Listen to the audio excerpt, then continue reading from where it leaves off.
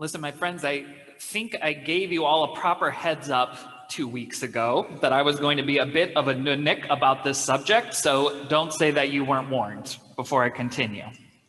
But we need to keep this conversation going because it's imperative for us to understand what it is that we're doing here. And when I mean here in our Beit Knesset, here in our synagogue, but also I mean here in our lives as Jews. And seeing the world around us through a Jewish lens, and specifically how our calendar affects that theological approach and reflects that theological approach. So first, a little chazara, a little recap, especially for those of you who weren't here or tuning in 2 weeks ago and have no idea what I'm talking about right now. That Shabbat morning, we were a week away from Tisha B'Av. And we spoke about how challenging it can be to really live and feel the mashma'ut, the emotional impact and meaning of the 9 days, because we're so far removed, both spatially and temporally, from the events that we are commemorated during that day. The destruction of both the first and the second temples. But we saw that the rabbis of the Talmud, with incredible awareness, knew that this was going to be the case. At least they hoped that this was going to be the case. They hoped and dreamed and prayed for a Judaism and Jews living and thriving in an age and in a place where the temple was seen not as a freshly remembered tragedy, but as an abstract symbol of our peoplehood and our survival. And that they would need to live these 9 days, that we would live these 9 days, these 3 weeks, into Tisha B'Av itself, in a different way.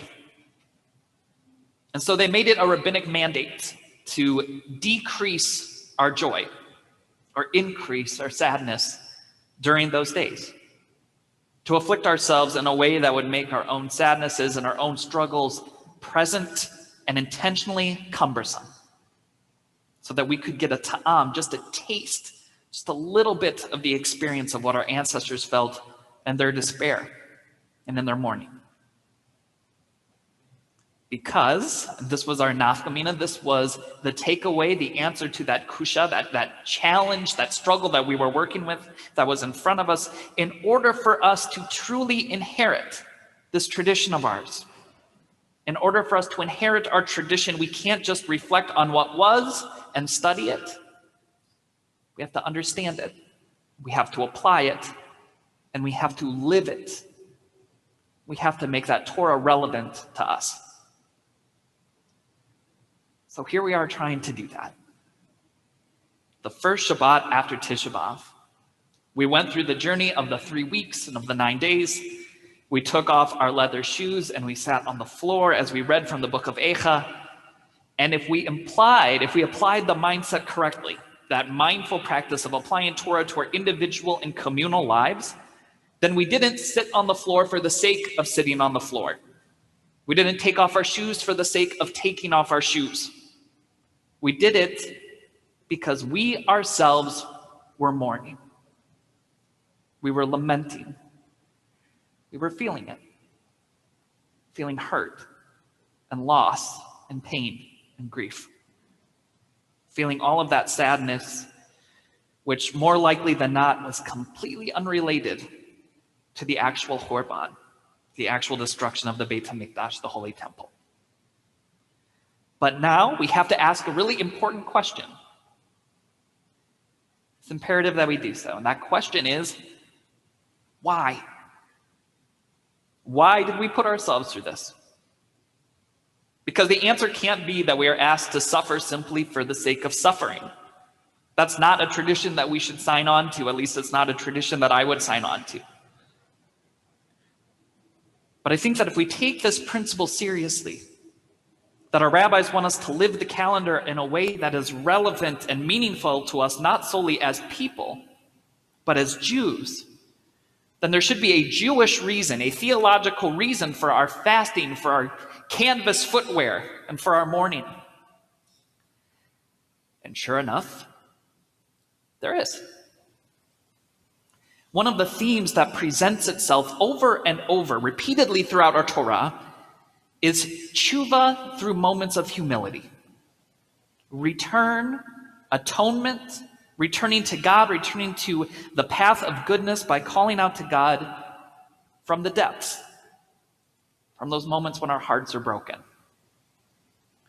And if you are looking for receipts, I'll invite you to read practically the entire book of Tehillim, the entire book of Psalms, especially those Psalms that are attributed to King David, because from time to time, all throughout this poetry of Melech David, of David Melech, of King David, we see opening verses and verses in the middle of the poetry saying, Mima amakim, min hametzar, from the depths, from the narrow places, tsar li me'od, from the place of my suffering. Or we can look to Yitzchak, to whom God begins speaking after the Akedah, after the binding of Isaac. Or Yaakov, who receives God's blessings that he was promised after enduring the mistreatment of Laban.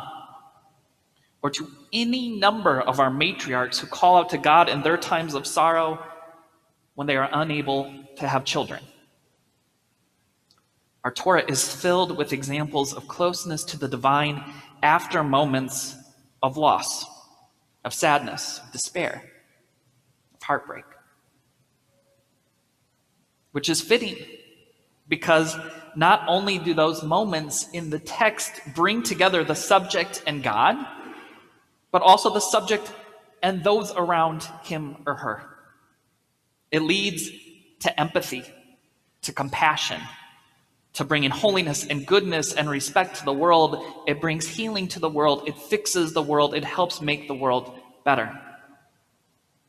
It leads to reunion, to reconnection, to tshuva, to return. And that, my friends, is where we are. 1 week after Tisha B'Av, we are working our way, I'm sorry that I'm going to say this out loud, in just 44 days, to the Yamim Noraim, to Rosh Hashanah, to the days of awe, those powerful and sacred days where we are asked to do just what our ancestors did and humble ourselves before God and before one another, to beat our chest and to say with sincerity and love that we have messed up, that we've hurt people, that we've behaved and spoken in ways that have been cruel, unfair, and unjust. But we also know that those wounds can be treated and that they should be treated, and all the more so, we know that we need to treat them because we just experienced them. We know how much it hurts, and we know how lonely it feels. From the rubble of destruction and deconstruction, we rebuild, and we rebuild to be better, stronger, kinder, more compassionate, and more just. And though this might seem like a really difficult theological thing to say, we need to say it. We need to be broken down each year so that each year we can rise again better with the work of tshuva. That is why we are doing this. Now is the time for our rebuilding. Not at Rosh Chodesh Elul, not at Rosh Hashanah, and definitely not an hour before Kol Nidre. We start now, right now. And we start with humility and with patience and understanding, knowing that we are not going to be perfect, but we're going to be aware because we know what it feels like.